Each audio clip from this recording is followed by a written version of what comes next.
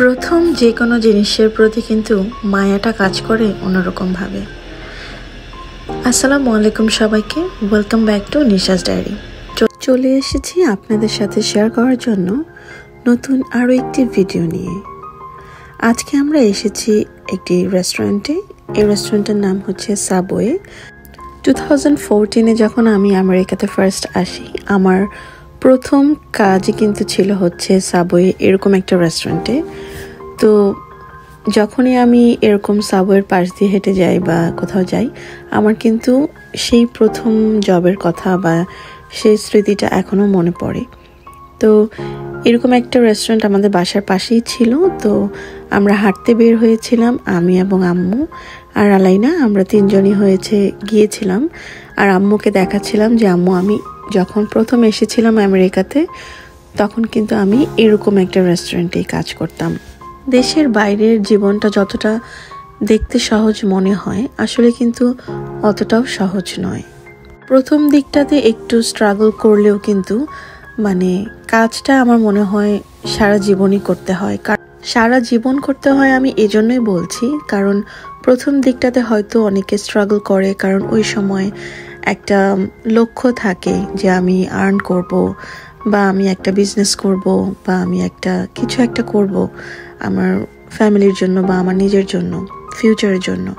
তো ওই পিরিয়ডের একটা স্ট্রাগল থাকে যে আমার অর্থ উপার্জন করার জন্য।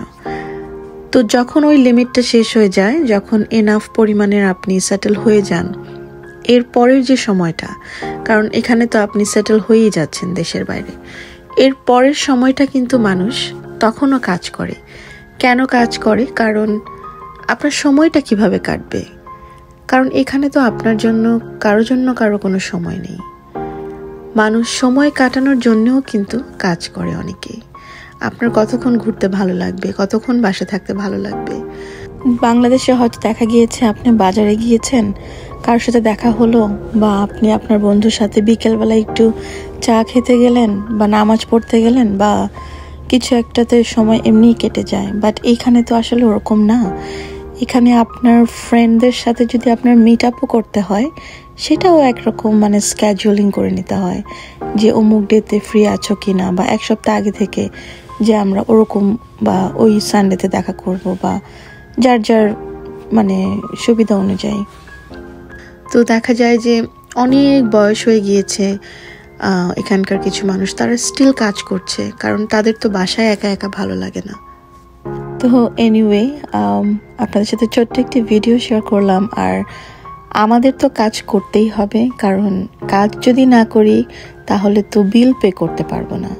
বিল তো পে করতেই হবে, তো তার জন্য আমাদের অবশ্যই কাজ করতে হবে। তো আমাদের জন্য সবাই দোয়া করবেন। আশা করছি আমার এই ছোট্ট ভিডিওটি আপনাদের ভালো লেগেছে।